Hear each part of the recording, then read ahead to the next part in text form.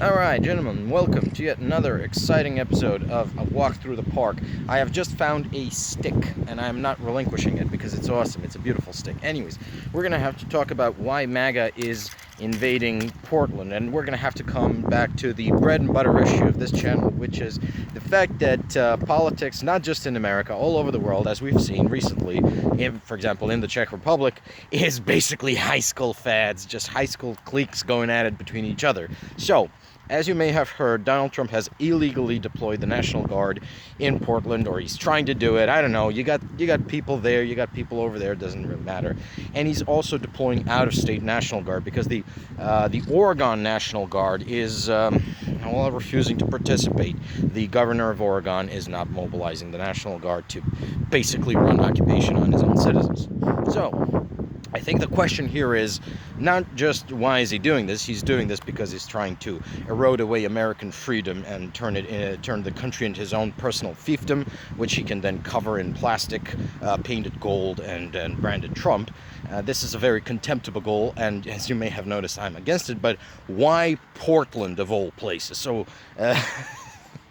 If you just look at right-wing messaging, they've been pretending for years that Portland is this war-torn hellhole, that you got a better chance of being shot in Portland than in Kabul, Afghanistan or something, which is of course completely false. It's not true. But why are they attacking Portland specifically? Why not any other American city? Of course they're also trying to attack Chicago. That's not really going too well, but Portland is a small town. It's not like there's juicier targets out even in the American Pacific Northwest. You got Seattle, you got the entire SeaTac area is, I think, 3 times the size of Portland and its environs.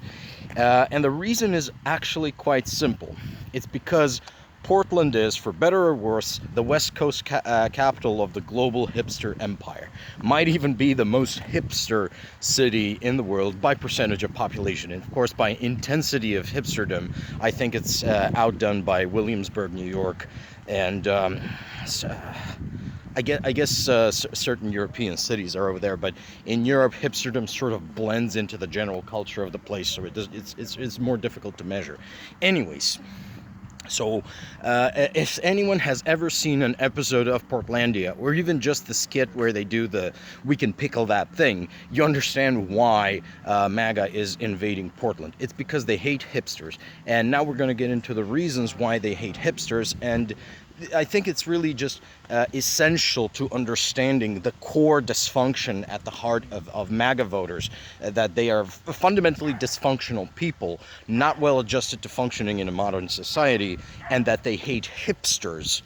Specifically out of resentment, because hipsters are better looking, more adjusted, more intelligent, more successful, and hipsters are really the pain point of MAGA, because hipsters are the exact opposite of everything that a MAGA aspires to be in life, and yet hipsters are successful.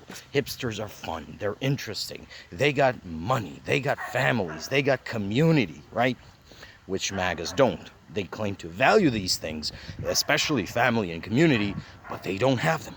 They claim to represent a sort of authentic Americana, but they don't. Now, a lot of you may have seen my video where I say it's one of the earliest videos of this channel, and I think the first time the channel really came into its own because it's the first video I recorded while horribly hungover, and I think there was no filter between my deepest thoughts and my tongue, and that's why it was so good.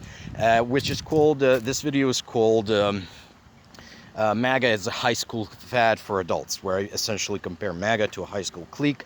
It's not so much a set of ideologies or a single ideology or even coalition of ideological pressure groups as it is a clique. It is defined by its consumer choices, by its clothing, by its taste in food, music, culture slop, whatever you want to call it, cars, domiciles, and body modification. I especially focused on the body modification inherent in MAGA. So you got Mar-a-Lago face, all the men and women getting lip filler, getting cheek filler, getting plastic surgeries of all kinds.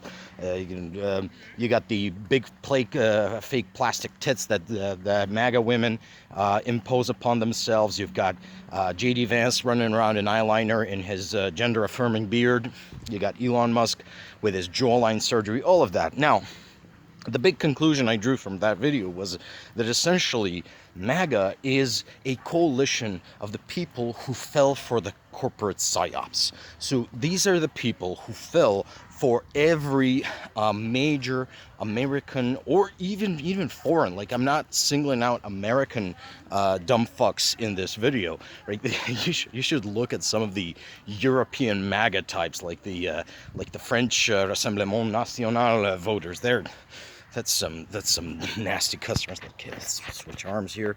And these are all people who fell for every corporate psyop, you know, from the whole go live in a fucking box in a suburb and drive a car every day to work, drive every day for 2 hours, to McDonald's is good for you, actually. You will eat the slop, you will gain the 300 pounds, and you will be happy.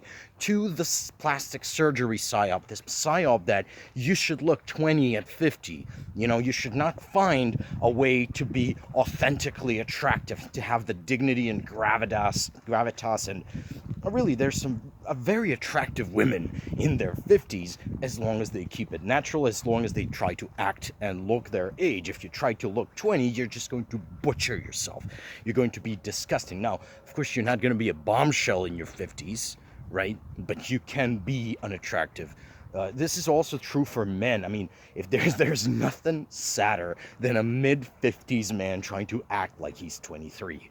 You know, I'm in my mid-30s right now, and a lot of people have pointed out that I act like I'm still 13, and that's ugly. It should change. I know. Glass houses, but these are the people, these are MAGAs, people who modify their bodies, people who buy exactly what car companies and fast food companies tell them to buy, people who dress in those just ugly fucking mass-produced clothes, whether they're polyester or cotton, doesn't really matter. You know, just wear a t-shirt with your fucking slogan.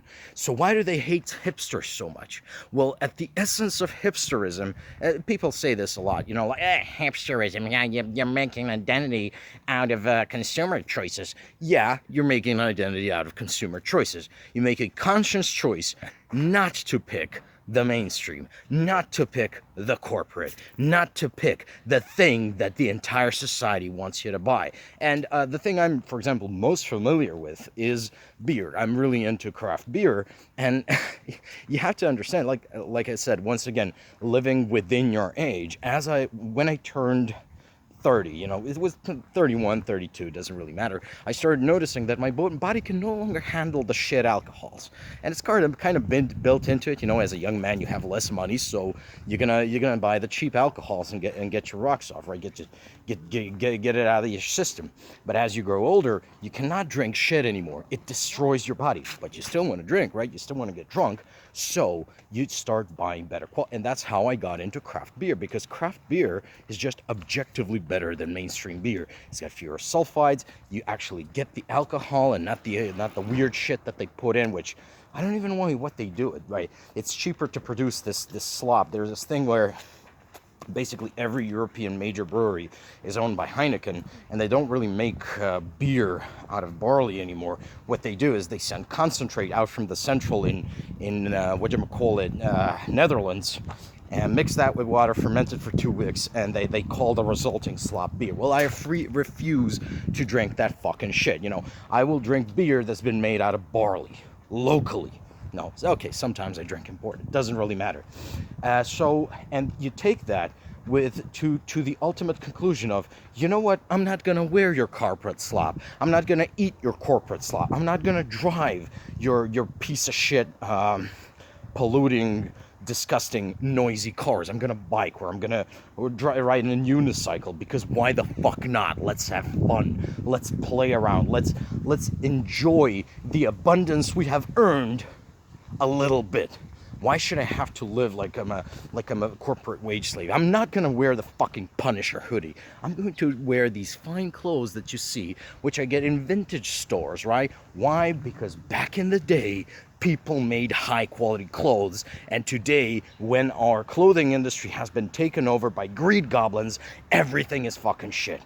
And that is hipsterism. It's a lot calmer than I am because, well, you know, it doesn't have as much anger, but at the essence of it, hipsterism is a conscious consumer choice not to eat the slop, not to consume what you're told to consume, to essentially be proactive in your consumption, because we're all consumers, right?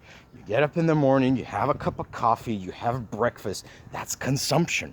We consume. Sometimes we also produce, which hipsterism is really big into. Hipsters love producing. They love being business owners. And now you got a lot of the hipster demographic. Like I said, I'm a younger millennial. I'm in my mid-30s. A lot of them are turning 40 something. And 40 something is the premier demographic for starting your own business. What are a lot of them doing right now? Not only starting their own businesses in the cities, many of them are starting farms, organic farms, real. These are enthusiast farms. These are farms that require a lot of work, a lot of pluck, of course, especially if you're going to compete with big ag. But these people are successfully doing it. So the hipster, by his very existence, shames the MAGA, because the MAGA claims to be for tradition, for the little guy, for clean living. You know, they got the MAGA thing going on, right, with Kennedy and his fucking brainworms. Well, the hipster is actually for that. The hipster actually resurrects old farming methods and rejects the modern slop, mass-produced way of doing things. Even we can pickle that people from that sketch, you know. Pickling is something that my grandma used to do, and I never thought I'd live to see it become cool, but I'm not complaining, because I love pickled vegetables. I like pickled everything. It's delicious. It's amazing. It's refreshing, and you get it in the winter, right? Amazing, refreshing, high in vitamin meal in the middle of winter. It's something that, you know, our ancestors used to do in order to survive those winters where you can't really get your veg, and now it's being brought back by hipsters, you know, the people you hate and deride. So that's why MAGA is invading Portland, because this is a culture war, but it's not a culture war over shit like abortion or whatever. We got to do a video about abortion some days, because it's more than just culture war. No, it's a culture war between the people who bought the corporate psyops and the people who rejected them. And that's why Portland has to be ground underfoot, because it is the capital of the hipster empire, at least on the West Coast. They're going to come for Williamsburg next. And, well, the corporate slaves and serfs, the just low agency, passive acceptors of corporate propaganda, which make up the MAGA clique, they want to see hipsters ground down. And that's why Portland is under attack. That's why the attack on Portland is so popular amongst the MAGAs. And that's why this is an existential struggle for everyone with more than 2 brain cells to rub together. Because if we do not stop Donald Trump, and not just Donald Trump, but just the global phenomenon, like I said, these same mouth-breathing crayon eaters, now one in the Czech Republic, they're menacing France, they're menacing Germany. They're gonna come for all of us, and they're gonna force us all to live as fucking corporate serfs, because they cannot accept the fact that we are what they want to be. What they lack the agency, intelligence, expertise, and patience to be. This is an existential struggle. Thank you, and see you in the next one.